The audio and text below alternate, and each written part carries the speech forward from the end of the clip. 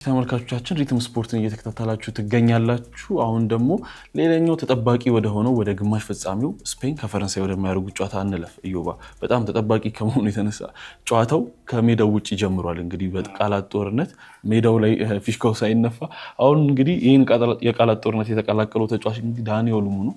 ኦልሞ ፈረንሳዮችን በፍጹም ምንም የሚያስፈራ ነገር የለም፣ እነሱ እንዴት ማሸነፍ እንዳለብን እኛ እናውቃለን የሚል ነገር አለ። እርግጥ ነው እነሱ ኪሊያን ኤምባፔ የሚባል አሪፍ ሱፐር ስታር ተጫዋች አላቸው። ቢሆንም ግን በአሁኑ ሰዓት የዓለማችን ምርጡ ተጫዋች እኛ ጋር ይገኛል፣ እሱም ደግሞ ላሚን ያማል ነው ብሎ አንስቷል ማለት ነው ዳኒ ኦልሞ።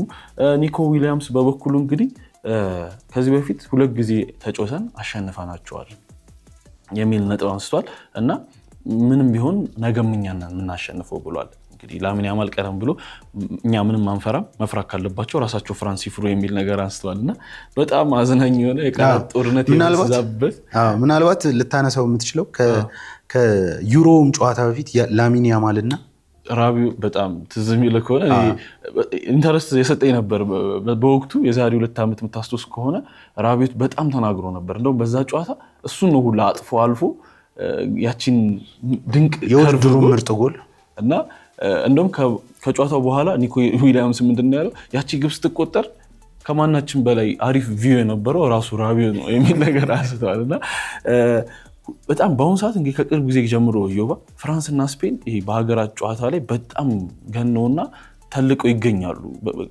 ከክለብ በላይ በሀገራት ባሉበት አንጻር ስናነሳውና ነገም እንግዲህ ተጠባቂ ነው የሚሆነው። ኢዮባ ምን እንጠብቅ እንግዲህ ታክቲካል ላይ 2 ነገሮችን እንጠብቃለሁ።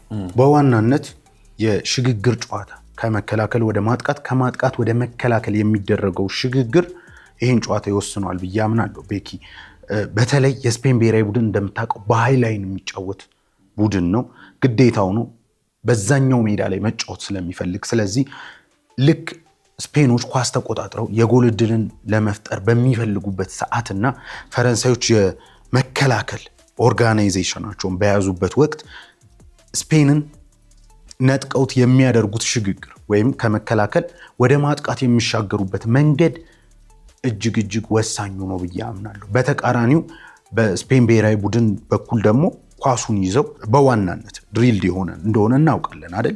በአብዛኛው ክለብ የሚመስል ብሔራዊ ቡድን አለ ካልን ስፔን ብሔራዊ ቡድን ነው ብዬ አስባለሁ። ስለዚህ ታክቲካሊ በዋናነት ሽግግሮች የሚወስኑት ጨዋታ ነው። የፈረንሳይ ብሔራዊ ቡድን ከመከላከል ወደ ማጥቃት የሚያደርገው ጨዋታ ላይ ተመልከት። ዴዜሬ ዱዌ ያላቸው ወይም ባርኮላ 4 ድንቅ አጥቂዎች ዴምቤሌ፣ ኦሊሴ፣ ኪሊያን ከፊት ይመራል ተመልከት። ስለዚህ 4ቱ ፍሮንት ላይ ያሉት በተለይም ደግሞ የስፔን ብሔራዊ ቡድን ኳሱን ይዞ እያጠቃ ባለበት ሰዓት ፍራንሶች ቀምተው የሚያደርጉት ሽግግር በዋናነት ይጠበቃል ብዬ አምናለሁ። ከዛ ውጪ ግን በአብዛኛው በዚህ ጨዋታ ላይ የምጠብቀው ነገር የስፔን ብሔራዊ ቡድን ይሄንን ካውንተር ለማድረግ ምን ይጠቀማል? ስለ ካውንተር ፕሬሲንግ ብዙ ጊዜ አንስተናል። ካውንተር ፕሬሲንግ በዋናነት የያዝከውን ኳስ ተቀምተህ ወዲያው የምትቀማበት የ3 ሰከንድ፣ የ5 ሰከንድ፣ የ8 ሰከንድ አሁን የተለያዩ አሰልጣኞች የሚያወጡት አሉ። እንደ ፔፕ አይነት ደቂቃውን ሰከንዱን ሊያረዝመው ይችላል። ቶሎ ብሎ ወደ ዲፌንሲቭ ሼፑ መሸጋገር አይፈልግም፣ ምክንያቱም መንጠቅ ስለሚፈልግ። የዴላ ፎንቴን ቡድን ከዚህ የሚያንስ ነው ብዬ አላምንም። በተለይ በኬፕ ቨርዱ ጨዋታ ይህን ብቃታቸውን ተመልክተናል።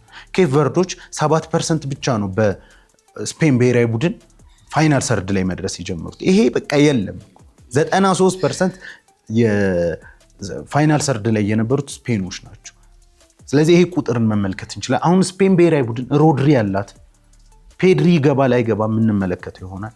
ፋቢያን ሪዩዝን ቢሆን እንግዲህ ይህንን ካውንተር የበለጠ ለመግታት ፋቢያን ሪዩዝን ሊመርጥ ይችላል ብዬ አስባለሁ። ወይም ፋቢያን ሪዩዝን በድጋሚ ደግሞ ፔድሮን አስገብቶ ኦልሞን በኦያርዛባል ቦታ ላይ ያደርገው ይችላል። ወይም ደግሞ ኦያርዛባል ገብቶ ኦልሞ ቤንች ሊሆን ይችላል። ሞሮፈኔ 3 ሚድፊልደሮች እጠብቃለሁ። ስለዚህ በዚህ መንገድ ካውንተር ፕሬሱን ሊያጧጡፉት ይችላሉ የስፔን ብሔራዊ ቡድን ብዬ እገምታለሁ በዋናነት። ከዛ ውጪ ግን በፈረንሳይ ብሔራዊ ቡድን በኩል ኪሊያን ባያገባ ዴዜሬ ዱዌ ያገባል። ዴዜሬ ዱዌ ባያገባ ገና ፍሮንቱን ኦሊሴ አለ። ኦሊሴ አሲስት ሊያደርግ ይችላል። ካልሆነ ዴምቤሌ ዴምቤሌ ያለ ከዛ ደግሞ እነሱ ቀናቸው ካልሆነ ከተቀያሪ ወንበር ላይ ገብተው ብዙ ነገር ማድረግ የሚችሉ ተጫዋቾች አሉ። እንዲያውም ኪሊያን ምባፔን ስታየው ይሄ ተጫዋች እኮ ከግራ ቢነሳ የበለጠ ትላል። ፖቸር አጥቂ እንደ ወይም 9 ቁጥር ቦታ ላይ በደንብ የሚገኘው እንደ ማቴት አይነት ምርጥ አጥቂም አላቸው። ከፈለገ ታክቲካሊም ብዙ ነገሮች መቀየር የሚያስችል እንዴት ነው አቅርቦቱ ተትረፍርፏል ለዴሻም። እንደውም እንደዛ አድርጎ አልተመለከትንም እስካሁን እኮ አይደል? በሚገባ ባሉት ነው እየሄደ ያለው። አዎ እና ከሴኔጋሉ ፈርስት ሃፍ በኋላ በተደጋጋሚ እንደተባለው እጅግ የተሻለችዋ ብሔራዊ ቡድን ፈረንሳይ ብሔራዊ ቡድን ናት። በካውንተር ልታጠቃ ትችላለች። ኳሱን ይዛ የጎል እድል መፍጠር ትችላለች። ኢንዲቪጁዋል ብሪሊያንስ ከፈረንሳይ በላይ አለ ማለት አልችልም። ለዚያውም 1-2 ተጫዋች አይደለም 4-5 ተጫዋች ኤኒታይም ብዙ ነገር መፍጠር የሚችሉ ተጫዋቾች አሉ። ስለዚህ ፈረንሳይን እንዴት ነው የምታቆመው ስፔን ብለን ነው ልንወያይ የምንችለው። በእኔ እምነት ስፔኖች ፐርፌክት የሚባለውን ጌም ወይም ደግሞ ምንም አይነት ስህተት የማይሰሩበትን ጨዋታ ማስመልከት አለባቸው ብዬ አስባለሁ። ኳሱን መቀባበል አለባቸው ፈረንሳዮች እስኪዝሉ ድረስ። ከዛ ደግሞ ራሳቸውን ለካውንተር አታኩ ምንድነው ሌላኛው አማራጫቸው የሚለው ነገር በእጅጉ መነሳት አለበት። ምክንያቱም ኪሊያን እና ኦሊሴ 2-2 ከነ ኩባርሲ ጋር ቢገናኙ ችግር ነው የሚፈጠረው በእርግጠኝነት። እና የነ ኦስማን ዴምቤሌ ደግሞ የሚባል ሌላ የባሎን ዶር ተጫዋች አለ። ምናልባት አሁን ላይ ዓለም ላይ 5 ተጫዋቾች ባሎን ዶር ያነሳሉ ብለህ ከገመትኩ 3ቱ በትንሹ ፈረንሳይ ብሔራዊ ቡድን ያሉት ኦስማን ዴምቤሌ፣ ኪሊያን እና ኦሊሴ። ስለዚህ ይህንን የማጥቃት መንገድ ለዚያውም በቫራይቲ ባለው መንገድ በተለያዩ መንገዶች ሊተገብር የሚችል ስለዚህ ኳስም ይዞ ጎሎችን ሊያስቆጥርብህ ይችላል፣ በካውንተርም ኳሶችን ሊያስቆጥርብህ ይችላል እና በዚህ መንገድ በዋናነት ሊገቡ ይችላሉ ብዬ አምናለሁ። በስፔን ብሔራዊ ቡድን በኩል ግን አሁንም ቢሆን ላሚን ያማል የሚባል ተጫዋች ደግሞ አላቸው መረሳት የሌለበት። ይሄ የትልቅ ጨዋታ ተጫዋች ነው ማለት እንችላለን። ይሄ ተጫዋች በትልቅ ተጫዋቾች ጨዋታ ላይ ይሄ እንዴት ነው ትልቁ ተጫዋች ሆኖ መውጣት የሚችል ተጫዋች ነው። 2 ጊዜም በተከታታይ አሸንፈዋቸዋል። በእርግጥ ይሄኛው የፈረንሳይ ብሔራዊ ቡድን ካለፉት ቡድኖች እጅግ የተለየ ነው ብዬ አምናለሁ። ስለዚህ የላሚንንም ብቃት መረሳት የለበትም። ምናልባት ኒኮ ዊሊያምስ ከጉዳት ጋር በተያያዘ ተቀይሮ ገብቷል። ግን ከጉዳት ጋር በተያያዘ አሁንም ድረስ እንደዚህ አይነት ጨዋታ ላይ አደፍረም መቼስ 100% ካልሆነ ግን ያኛውን ኒኮ ዊሊያምስ ቢኖር የበለጠ የስፔን ብሔራዊ ቡድን ማጥቃት ስል ይሆናል ብዬ አምናለሁ። ነገር ግን በጥቅሉ በዚህ ጨዋታ ላይ እጅግ አዝናኝ የሆነ ጨዋታ ጠብቃለሁ። ምናልባትም ከዋንጫ በፊት የሚደረገው የዋንጫ ጨዋታ የቱ ነው ብትለኝ ይሄ ነው። በተለይ ከሜዳ ውጭም ያሉ መጎሻሸሞች አሉ። ነገር ግን የእንግሊዝና የአርጀንቲና ጨዋታ እንደምታውቀው ከሜዳ ውጭ ብዙ የምናነሳለት ነገር አለ። ለአድማጮች አሁንም ቢሆን በሮብ ፕሮግራማችን ላይ እንዲጠብቁን እንዴት ነው እናስታውሳቸዋለን።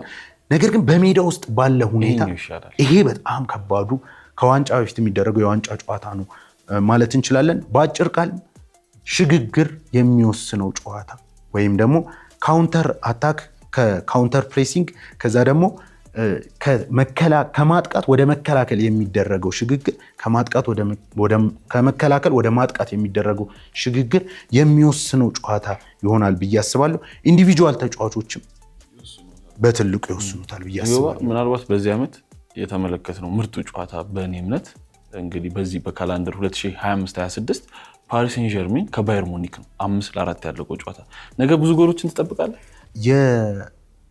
የሀገራት ባየርና ፔዤ በላቸው ሁለቱም ቡድኖች። በነገር ላይ የዛሬ 2 ዓመት በግማሽ ፍጻሜ ተገናኝተው ሁለቱ ቡድኖች ኔሽንስ ሊግ ላይ 5-4 ነው ያለቀው። ስፔን 5-4 ታሸነፈ ነበር። ምኞቴ ያ ነው።